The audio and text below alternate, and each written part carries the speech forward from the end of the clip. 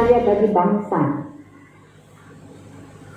Ya, menjelang hari kemerdekaan, saudaraku, kalau dulu kita selalu berbicara dibebaskan, ya kan? Dibebaskan. Bangsa Indonesia bebas dari penjajahan selama beratus tahun. Ya. Nah, kali ini temanya menyambut HUT 76 tahun Indonesia merdeka. Apa karya kita sebagai anak bangsa? Judulnya di situ berkarya bagi bangsa. Ya masuk ya?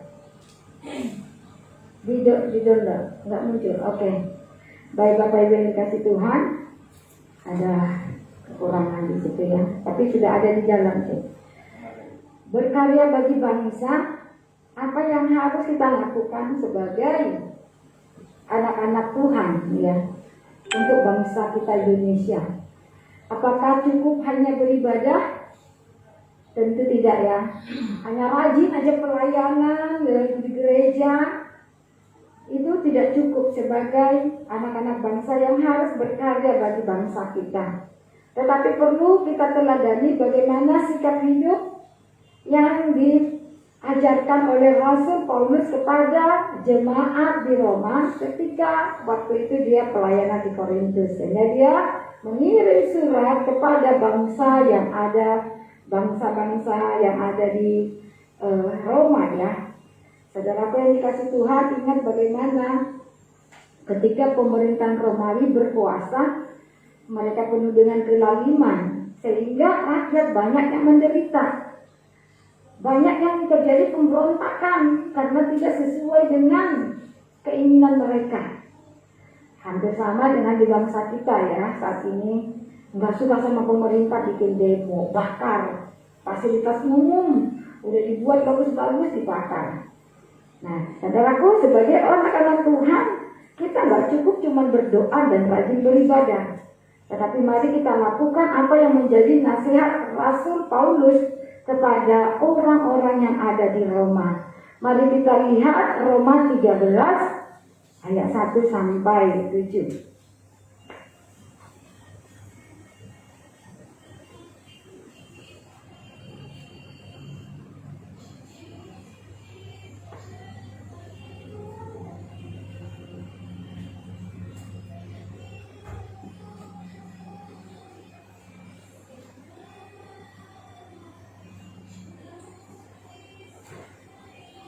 Kita buka Roma 13 ayat 1 sampai 7. Mari kita boleh bangkit berdiri, kita baca berganti-gantian.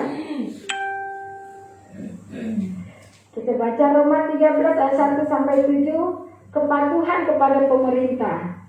Tiap-tiap orang harus takluk kepada pemerintah yang di atasnya, sebab tidak ada pemerintah yang tidak berasal dari Allah, dan pemerintah-pemerintah yang ada ditetapkan oleh Allah. Sebab itu barang siapa melawan pemerintah, ia melawan ketaatan Allah, dan siapa yang melakukannya akan mendapat hukuman atas dirinya.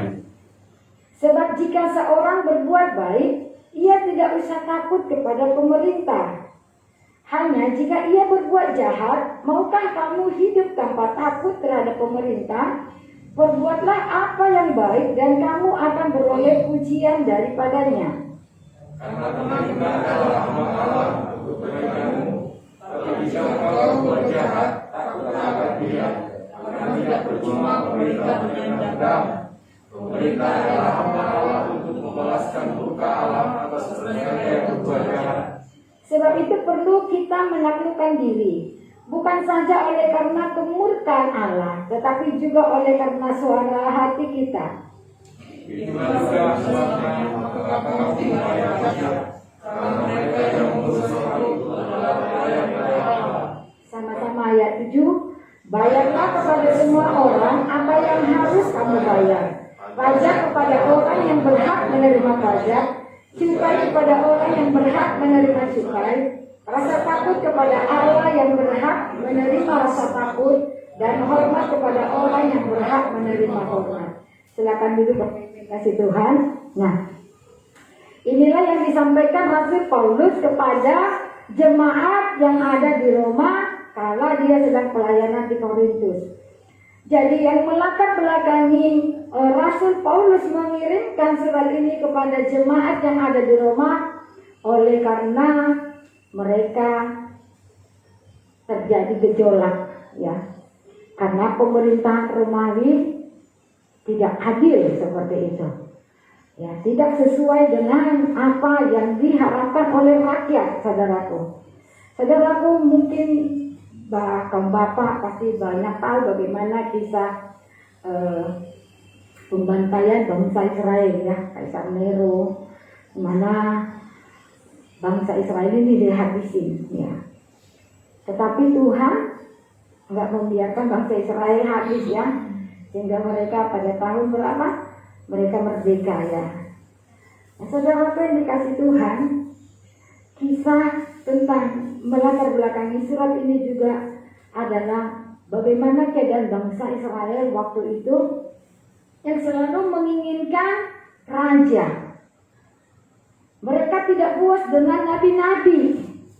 Jadi bangsa Israel ini selalu ngotot ke Tuhan supaya ada raja. Sehingga untuk pertama sekali Nabi Samuel, ya, mengurati Raja Saul, saudaraku, sampai Raja Daud. Karena keinginan oleh bangsa Israel memiliki pemimpin. Padahal Tuhan sudah mengutus nabi-nabi, ya kan? Tetapi bangsa Israel nggak puas. Mereka nggak bisa menghormati nabi-nabi. Mereka tetap menginginkan raja. Nah, saudaraku, pada ayat pertama dikatakan tiap-tiap orang harus takut kepada pemerintah yang di atasnya, sebab tidak ada pemerintah yang tidak berasal dari Allah. Jadi bangsa Israel ini tetap nggak merasa bahwa nabi-nabi itu adalah dari Allah, pemerintahan dari Allah, sehingga mereka tetap menginginkan seorang raja. Nah, saudaraku, bagaimana dengan keadaan saat ini, refleksinya saat ini? Kita adalah rakyat dari bangsa Indonesia. Pemerintahan kita ada presiden, ada menteri. Nah, setiap kebijakan yang dikeluarkan oleh pemerintahan, maka kita sebagai rakyat harus taat, dikatakan, ya kan? Karena kita harus mengingat bahwa pemerintahan Indonesia ini berasal dari Allah, berasal dari Tuhan, ya kan? Dan ditetapkan oleh Allah sendiri, saudaraku. Jadi artinya presiden kita, Bapak Jokowi sekarang ini, kita harus mengimani bahwa dia adalah yang ditetapkan oleh Allah. Meskipun kenyataan pemerintahan itu dipilih presiden, dipilih menteri itu oleh golongan-golongan, oleh partai-partai. Kadang-kadang kita nggak bisa ingkari bahwa satu pemerintahan itu, masa iya itu dari Tuhan, presidennya seperti ini. Masa iya dia dari Tuhan, menteri seperti ini, gitu ya. Tetapi sebagai orang Kristen, kita harus mengimani ini, bahwa pemerintahan kita saat ini bagaimana, walaupun dibilang bobrok lah, nggak memihak kesejahteraan rakyat, kita perlu ingat bahwa pemerintahan kita adalah pemerintahan dari Allah, ya, yang dipilih oleh Allah. Dikatakan sebab tidak ada pemerintah yang tidak berasal dari Allah, dan pemerintahan yang ada ditetapkan oleh Allah. Sama bangsa Israel tadi, ya, dan mereka mengambil Raja Saul, diurapi oleh Nabi Samuel. Saudaraku yang kasih Tuhan, itu dipilih oleh Allah. Demikian bangsa kita ini, presiden kita, para menteri, kita harus imani bahwa mereka adalah yang dipilih oleh Allah. Nah, karena itu sebagai bangsa, sebagai warga negara, dikatakan kita tadi harus takluk, ya. Pada ayat 1, tiap-tiap orang harus tunduk kepada pemerintahan. Sebagai bangsa, sebagai warga negara yang baik, terlebih kita orang Kristen, kita harus takluk. Jangan ikut-ikut yang tidak baik. Jangan ikut-ikut berkompromi dengan hal-hal yang merugikan diri sendiri. Ya, bangsa yang sudah lama merdeka ini membutuhkan uluran tangan dan karya nyata dari orang-orang yang percaya bagi kemajuannya. Jadi kita tidak lagi sibuk berdemo atas keputusan yang diambil oleh pemerintahan kita. Tidak sibuk hoax ya. Ada banyak orang karena media sosial ini bebas, mereka menabur kebencian kepada pemerintah dengan berita-berita hoax, membuat opini-opini pribadi dia yang menjatuhkan pemerintah, bahkan kadang-kadang mengajak, ya kan? Sering sekali kita dapat invite dari WA group yang ternyata adalah yang ingin merusak pemerintah. Sebagai kita orang percaya, sebagai orang Kristen, bukan lagi saatnya seperti itu. Tetapi bagaimana kita, dikatakan judulnya tadi, bagaimana kita mengisi kemerdekaan yang sudah lama ini. Pada tanggal 17 Agustus nanti kita akan merayakan HUT RI ke-76 tahun. Kalau usia dibilang 76 udah uzur ya. Kayaknya 76 tahun lagi udah gak bisa lagi berkarya. Ya enggak? Mau disuruh kerja keras, mau disuruh berpolitik pun sudah susah. Kalau terpilih jadi misalnya jadi menteri usia 76 tahun, maka sudah berkurang ya. Aktivitasnya sudah sangat terbatas. Kita boleh lihat wakil presiden kita ya, Amin, bagaimana sudah tua, tetapi mungkin pemikirannya yang bisa dipakai. Tetapi kalau untuk melangkah, usia 76 tahun itu sudah sangat terbatas. Karena itu sebagai orang Kristen kita ditantang ini. Apa yang bisa kita berikan kepada bangsa kita ya? Meskipun kenyataan tidak menampik kenyataan bahwa kaum minoritas sering terpinggirkan. Ya, kita kaum minoritas sering terpinggirkan, saudaraku. Namun firman Tuhan jelas menyatakan panggilan untuk berkarya bagi bangsa ini. Apa yang bisa kita buat sebagai karya kita untuk bangsa kita ini? Ya, apa wujudnya bagi bangsa yang bisa kita lakukan, saudaraku? Tadi di awal saya katakan kita bukan hanya rajin beribadah saja yang dituntut Tuhan sebagai orang percaya. Tetapi yang pertama adalah bagaimana kita menghormati pemerintah. Boleh dibuka slide 5. Bagaimana kita menghormati pemerintah, Bapak Ibu yang dikasih Tuhan. Ya. Yang pertama kita lihat di 1 Timotius 4 ayat 6. Tiap-tiap orang harus takluk kepada pemerintah yang di atasnya, sebab tidak ada pemerintah yang tidak berasal dari Allah, dan pemerintah-pemerintah yang ada ditetapkan oleh Allah. Sebab itu barang siapa melawan pemerintah, ia melawan ketetapan Allah, dan siapa yang melakukannya akan mendatangkan hukuman atas dirinya. Jadi saudaraku, kalau kita melawan, dikatakan kita melawan ketetapan Allah. Orang yang sibuk ingin menjatuhkan pemerintahan, berdemo, ya, membakar pasum ya, seperti berapa tahun yang lalu, udah bagus-bagus dibuat tempat busway, ya kan, di Jakarta.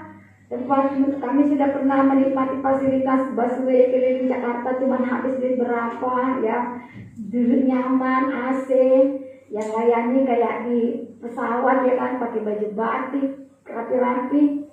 Dibakar, saudaraku. Nah, dikatakan di sini barang siapa melawan pemerintah, ia melawan ketetapan Allah. Ya. Dan yang melakukannya akan mendatangkan hukuman atas dirinya. Yang melawan pemerintahan dikatakan dia melawan Allah. Yang melakukannya akan mendapat hukuman. Saya jadi teringat, saudaraku. Ya, udah 2 tahun lebih guru saya kemarin yang melakukan korupsi ya, sampai masuk di penjara. Jadi saya waktu baca firman ini, karena dikatakan di sini tadi di ayat berapa bahwa pemerintah itu adalah ada pedang gitu ya, pedang itu adalah menyatakan seperti hukuman. Boleh bantu saya di ayat berapa itu tadi yang dikatakan?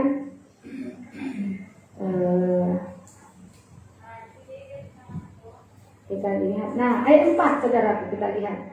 Karena pemerintah adalah hamba Allah untuk kebaikanmu.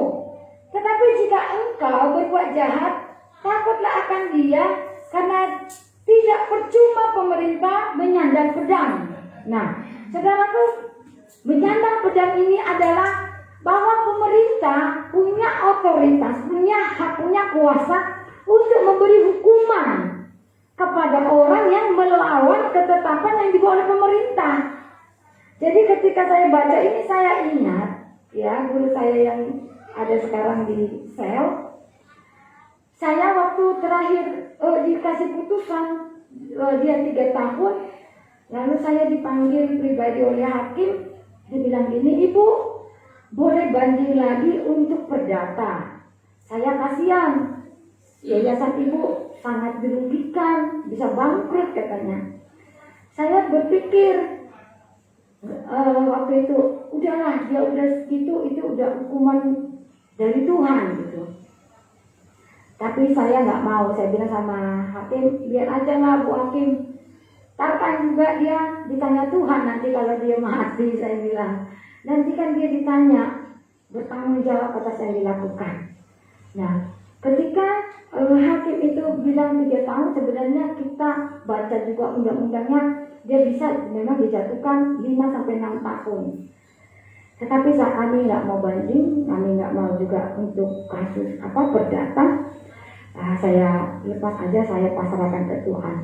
Nah, ketika saya baca ini semalam, ya saya perhatikan bahwa pemerintah itu dikatakan sini karena tidak percuma pemerintah menyandang pedang. Jadi pemerintah itu punya andil, punya hak ya, punya hak untuk menjatuhkan hukuman kepada orang yang bersalah, yang melawan. Dan kita sebagai orang percaya, kalau satu saat kita menghadapi kasus yang memang kita melawan pemerintah, ya harus siap menerima hukuman, ya kan? Dikatakan di 1 Timotius ayat 6 tadi, kalau siapa, sebab itu barang siapa melawan pemerintah, ia melawan ketetapan Allah. Jadi kita gak bisa melawan ketetapan Allah, saudaraku. Kalau kita melawan ketetapan pemerintahan tadi, itu sama halnya dengan melawan ketetapan Allah. Dan firman Tuhan juga katakan, kalau siapa yang melakukannya akan mendapatkan hukuman atas dirinya. Jadi bukan pemerintah yang mengakibatkan kita mengalami hukuman, tetapi kita sendiri. Sama seperti ketika kita berhenti di lampu merah, lalu masih merah kita terobos, kita dapat hukuman dari polisi. Kita nggak bisa nyogok, saudaraku, ya kan? Kita nggak bisa nyogok. Nah, karena itu sebagai umat percaya kita harus menghormati pemerintahan, saudara. Kita harus siap menerima. Ya, kendati pemerintah belum sepenuhnya melaksanakan kesejahteraan dan keadilan sosial, namun firman Tuhan memerintahkan agar orang percaya tunduk. Jadi kita nggak bisa bilang, pemerintah nggak adil, ngapain tunduk, ngapain taat. Sama seperti kita menggunakan masker ini, saudaraku, social distancing. Ada banyak juga orang Kristen tidak menjadi contoh. Ya, udah dibilang nggak boleh kumpul-kumpul, ya, nggak boleh mengadakan keramaian. Tetapi masih banyak orang Kristen yang melanggar. Sudah dibilang diam aja di rumah, tetapi jalan. Sehingga kena COVID, siapa yang mau disalahkan? Ketika fasilitas rumah sakit nggak sanggup melayani dia, menjelekkan pemerintah. Nah, saudaraku yang dikasih Tuhan, sebagai orang Kristen, anak-anak Tuhan, kita harus melihat keadaan saat ini. Saya teringat ada kasus kemarin, dia sudah sakit 1 minggu, saudaraku, udah demam tinggi 1 minggu. Karena dia takut ke rumah sakit nanti dibilang COVID, di rumah aja. Ternyata makin drop, sudah sesak nafas. Dibawa ke rumah sakit, tak ada kamar, gak punya uang untuk masuk ke rumah sakit besar katanya.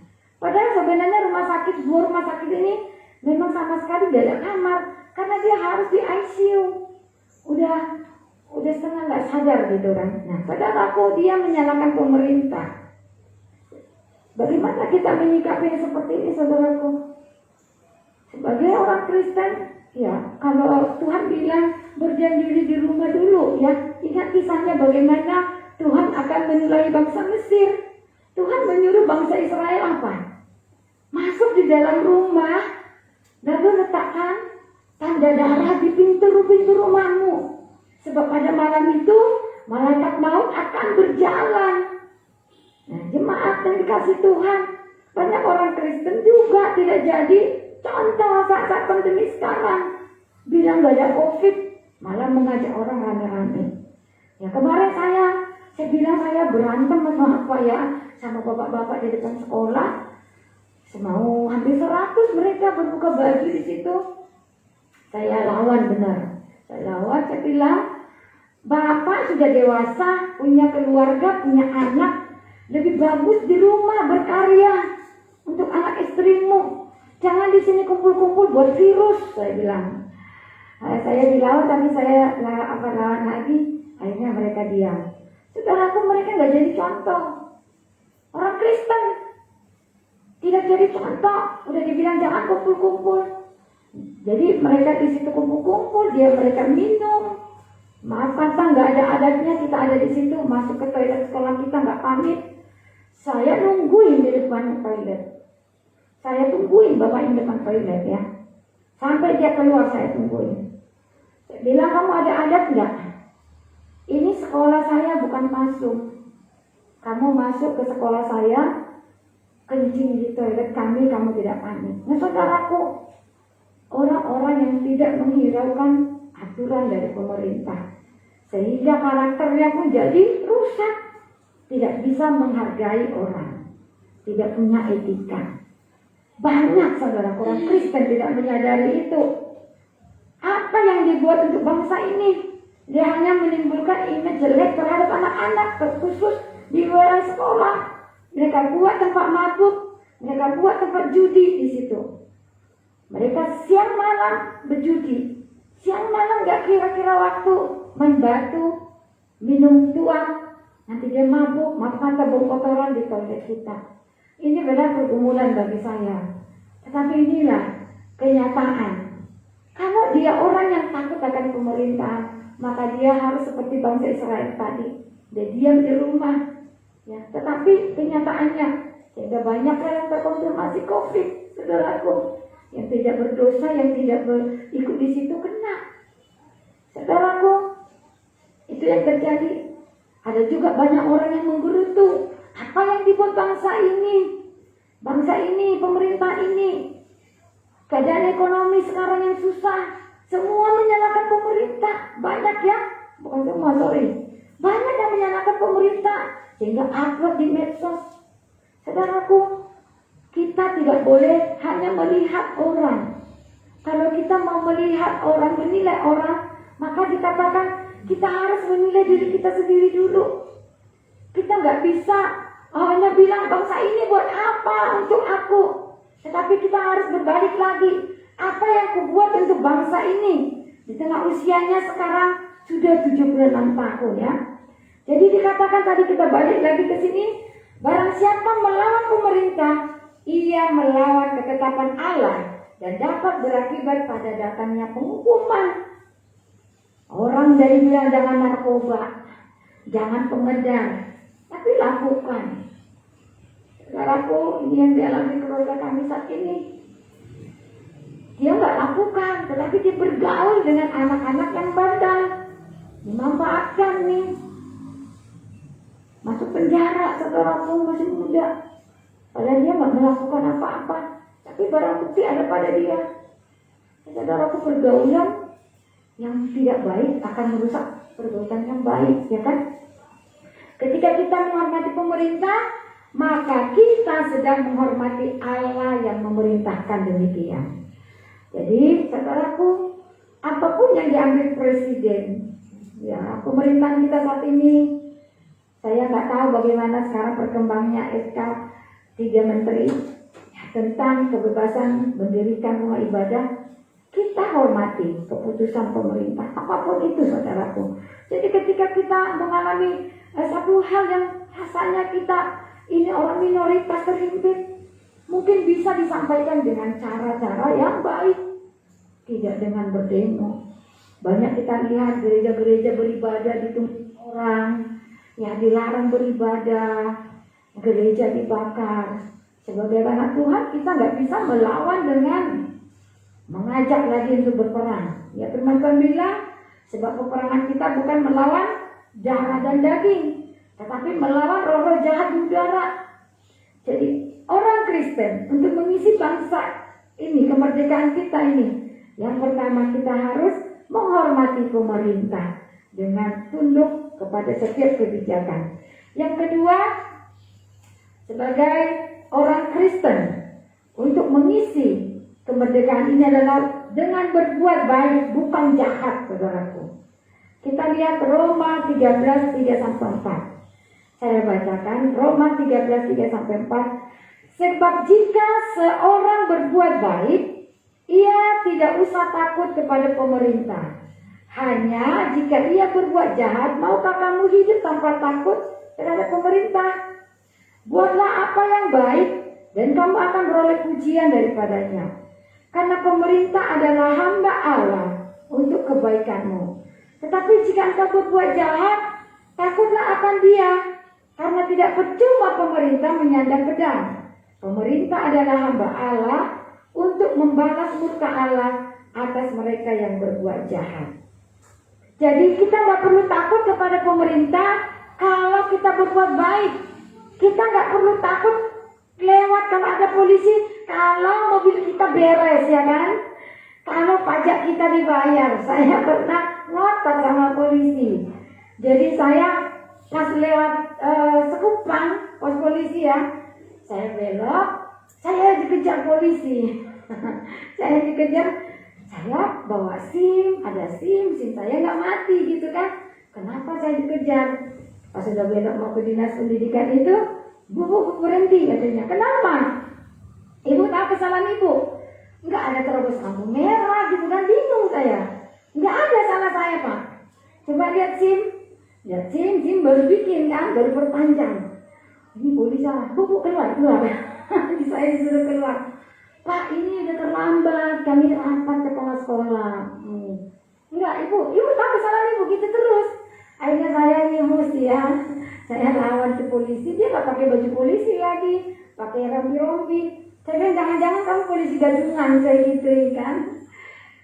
Kalau gitu saya tahan SIM ibu katanya. Wah kenapa? Ibu nggak tahu kesalahan ibu? Enggak, sampai lama. Coba lihat, itu plat nomornya sudah habis katanya. Saudaraku, kalau kita itu nggak sadar ya, kita nggak sadar kita itu ada salah, kita pede. Tapi kalau kita tahu plat mobil kita sudah habis, kita mau lewat, menengok polisi takut nggak? Takut. Nah firman Tuhan ini bilang kalau kita berbuat baik, bukan jahat, maka kita nggak perlu takut kepada pemerintah. Tapi kalau kita berbuat jahat, ya kan? Contohnya pajak nggak dibayar, kita nego-nego, pasti takut satu saat diaudit, ya kan? Atau contoh kita ini ya, kita kayak bayar-bayar perusahaan kerja, waktu kerja ingat ya. Sebenarnya gaji karyawan berapa, dilapor berapa. Pasti ada rasa takut. Tapi firman Tuhan ini bilang, kita harus buat baik, gak boleh buat jahat. Susah gak melakukannya dari satu instansi? Saya bisa kita dipecat kalau enggak mengikuti apa yang dibilang kita atasan. Ya kan gajinya berapa supaya kecil, pajaknya dikecilin gajinya. Yang lainnya ya diakal-akalin. Saya pernah ngalamin gitu, supaya gajinya PPH 21-nya kecil, gajinya dikecilin saudaraku. Yang lainnya dibuat dikasih mingguan, menghindari pajak yang besar. Nah saudaraku yang dikasih Tuhan, kita orang pekerja tidak bisa kita hindari.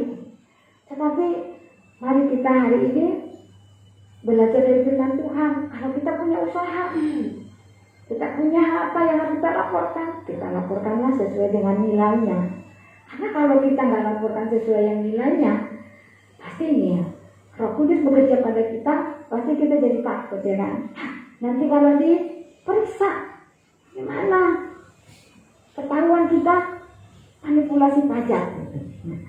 Jadi firman Tuhan berkata di sini, sebab pemerintah itu punya kuasa, ya, mereka punya pedang, mereka punya andil untuk memberikan memberikan kepada kita sebagai masyarakat, sebagai warga negara, memberikan hukuman ketika kita melawan atau melakukan yang jahat.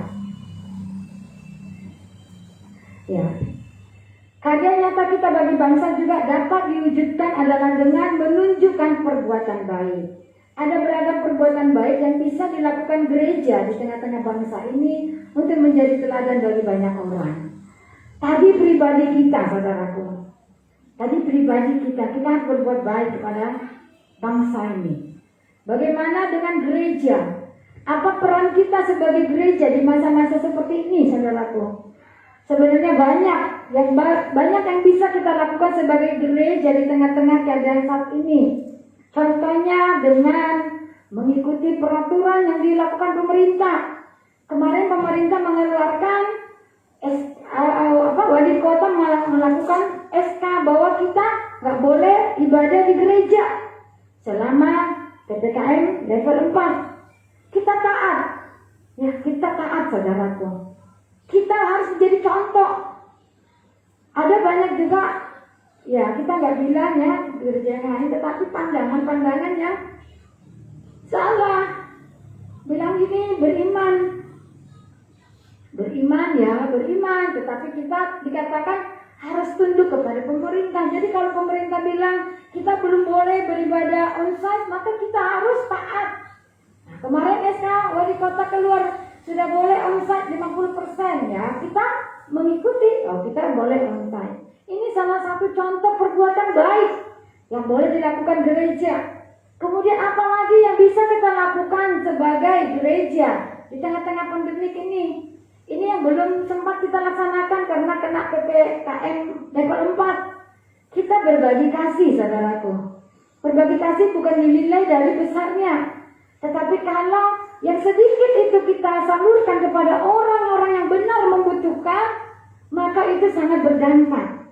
Jadi saudaraku yang dikasih Tuhan, banyak juga gereja-gereja melakukan berbagi kasih, tetapi kadang-kadang tidak tepat sasaran.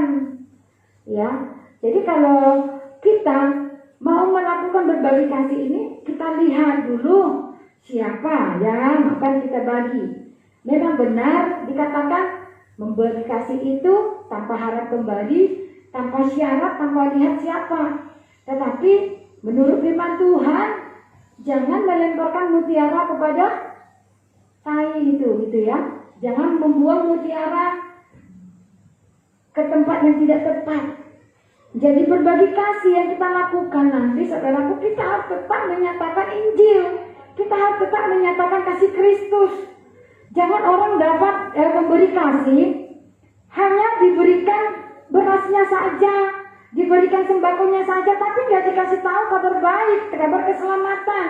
Tetapi dengan keadaan sekarang sebagai gereja, kita rindu menyatakan kasih Kristus kepada orang lewat sembako yang kita bawa, dan kita harus kabarkan juga.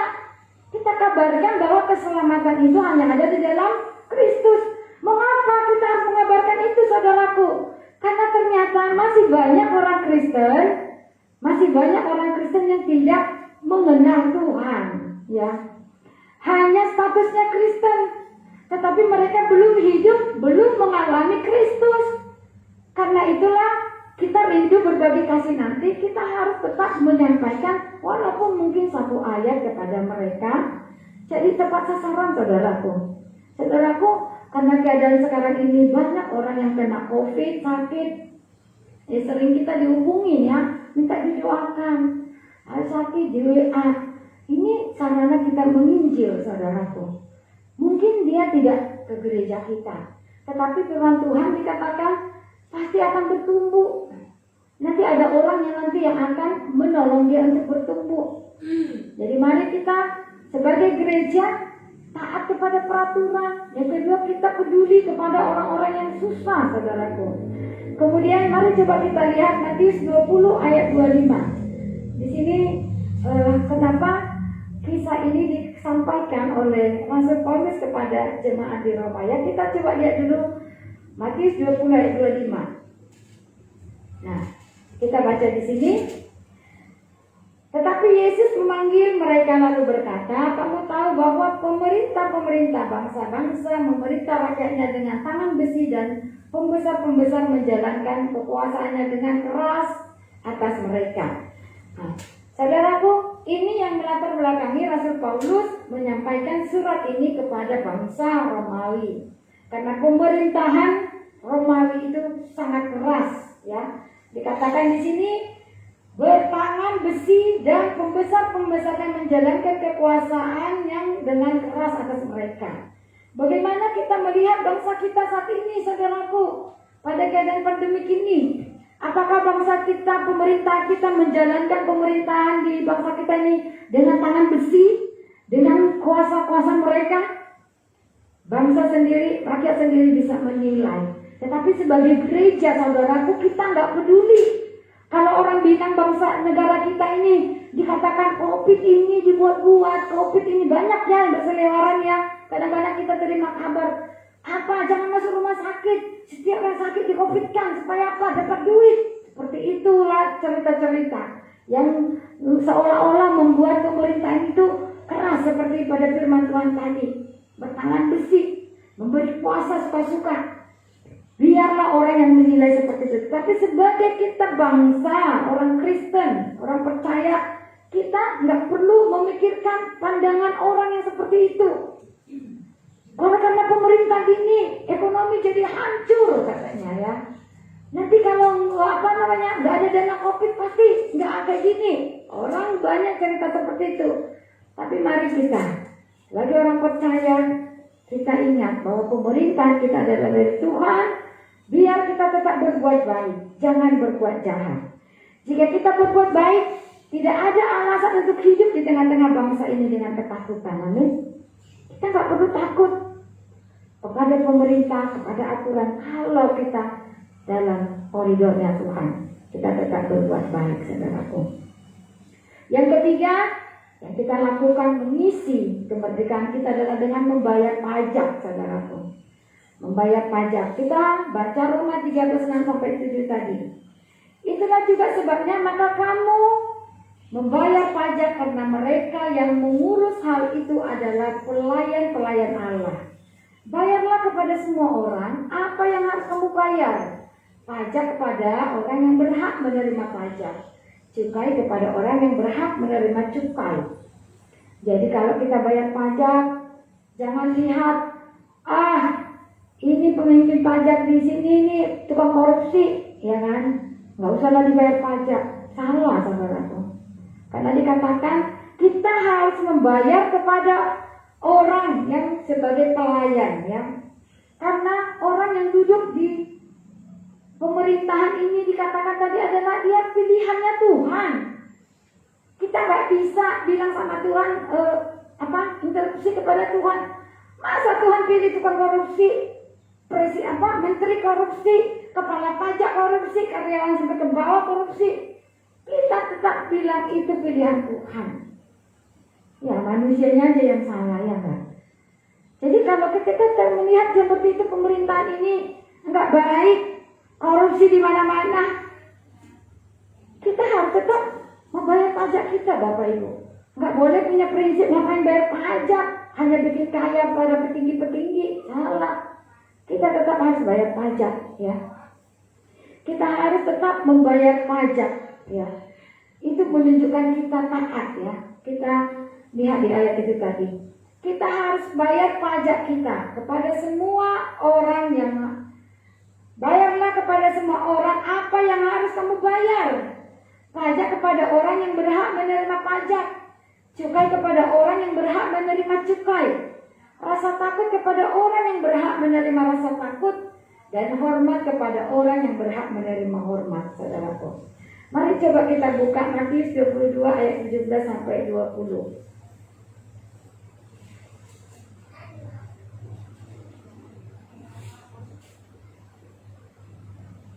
Ya, kita baca ayat 17 ya. Ini perkataan tentang membayar pajak yang disampaikan oleh Tuhan Yesus ketika ada seorang muda yang bertanya kepada dia. Katakanlah kepada kami pendapatmu, apakah diperbolehkan membayar pajak kepada kaisar atau tidak? Nah, karena kaisar ini terkenal kejam, saudaraku. menindas bangsa itu. Karena bangsa orang di Roma ini terdiri dari banyak budak-budak. Ya, budak kan gak banyak uangnya. Lalu Yesus berkata gini, tetapi Yesus mengetahui kejahatan hati mereka itu. Lalu berkata, mengapa kamu mencobai aku, hai orang-orang munafik? Tunjukkanlah kepadaku mata uang untuk pajak itu. Mereka membawa 1 dinar kepadanya. Maka ia berkata kepada mereka, gambar dan tulisan siapakah ini? Jawab mereka, gambar dan tulisan Kaisar. Lalu kata Yesus kepada mereka, berikanlah kepada Kaisar apa yang wajib kamu berikan kepada Kaisar, dan kepada Allah apa yang wajib kamu berikan kepada Allah. Mendengar itu heranlah mereka dan meninggalkan Yesus lalu pergi. Nah, ini yang harus kita lakukan, saudaraku. Kita bayar pajak rumah kita bayar pajak kendaraan kita potong kalau kita kerja di perusahaan, kalau memang ditanggung PPh 21 oleh perusahaan, maka kita sebagai yang bekerja di situ kita melakukan dengan benar, tidak lagi berkompromi. Saudaraku yang dikasih Tuhan, saya punya saudara ya, dia selalu mengurus pajak perusahaan tempat dia bekerja, dapat uang dari situ. Kenapa? Kok bisa dapat duit dari orang pajak, saya bilang? Karena dia itu tadi manipulasi pajak. Pajaknya misalnya harus 500 juta, bisa berkompromi dengan 2 juta. Itu nggak boleh. Sebagai kita, kalau mungkin saudaraku ada bekerja dikasih tanggung jawab seperti itu, memang dilema ya, dilema. Tetapi mari saudaraku minta hikmat kepada Tuhan supaya kita jangan jatuh kepada hal-hal seperti itu, saudaraku. Karena kisah di sini bagaimana bangsa itu sebenarnya tertekan, merasa ngapain kita bayar pajak ke Kaisar, karena Kaisar pun nggak memperhatikan kita malah ditindas gitu. Tetapi Yesus mengajarkan kepada mereka ini bahwa apa yang menjadi milik Kaisar harus diserahkan kepada Kaisar, ya. Gambar dan tulisan Kaisar. Lalu kata Yesus kepada mereka, berikanlah kepada Kaisar apa yang wajib kamu berikan kepada Kaisar, dan kepada Allah apa yang wajib kamu berikan kepada Allah. Sama seperti kita, saudaraku, apa yang wajib kita berikan kepada Allah, maka harus kita berikan. Bukan mungkin kita bicaranya perpuluhan, persembahan, tetapi apa, saudaraku, yang wajib kita berikan kepada Allah? Yang wajib kita berikan kepada Allah adalah penyembahan kita, tubuh kita. Saudaraku, ketika ibu saya meninggal kemarin, yang saya dapat pelajaran adalah benar. Tubuh kita ini adalah bait Allah. Saya benar-benar di situ merasakan benar. Karena itu kalau kita sakit sebenarnya kita ini nggak taat kepada Tuhan, saudaraku. Kalau kita sampai kegemukan kayak saya ya, ini sebenarnya nggak menghargai apa yang kamu. Apa yang harus kita berikan kepada Allah, harus kita berikan. Tubuh kita berikan kepada Allah. Tidak kepada dunia ini, tidak kepada penyakit. Karena intinya penyakit itu adalah dari iblis. Jadi tidak ada penyakit itu dari Allah. Sebab dikatakan ketika Adam dan Hawa seketika memakan buah pohon pengetahuan itu, maka seketika itu juga dunia bergerak, bumi bergerak, mengalami error dikatakan. Sakit penyakit muncul, manusia akan tua, manusia akan mati, manusia akan lapar, manusia akan sakit, ya. Nah, jadi saudara yang dikasih Tuhan, tubuh kita lah yang pertama sekali yang harus kita berikan kepada Allah. Apa yang wajib kita berikan kepada Allah? Nah, sebagai kita orang Kristen, apa yang wajib kita berikan pada bangsa ini? Ya, salah satu contoh yang Tuhan Yesus ajarkan adalah membayar pajak. Kita membayar pajak kita kepada pemerintah. Membayar pajak adalah bentuk dari ketaatan terhadap pemerintah dan wujud karya bagi bangsa. Jadi pajak digunakan pemerintah untuk membangun bangsa kita, saudaraku. Yang terakhir, saudaraku, mari kita lihat lagi kembali. Coba kita lihat Yeremia 29 ayat 7.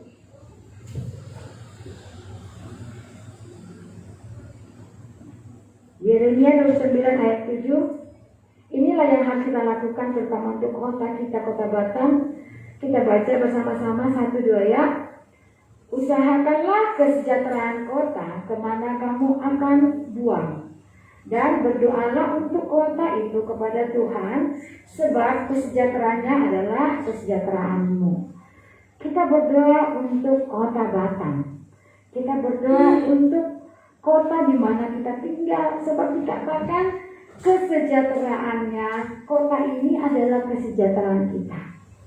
Ya, itu yang harus kita lakukan untuk mengisi hari kemerdekaan HUT 76 tahun ini. Yang pertama, kita menghormati pemerintahan kita. Yang kedua, berbuat baik, jangan berbuat jahat. Dan yang ketiga tadi dikatakan apa? Kita taat membayar pajak. Demikian firman Tuhan. Mari pemusik boleh maju.